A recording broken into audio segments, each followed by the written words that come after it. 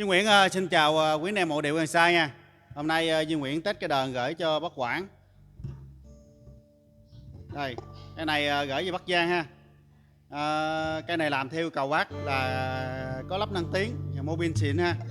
Là cái này là 6 triệu. Rồi mời cả nhà cùng tham khảo về phần âm sắc nha.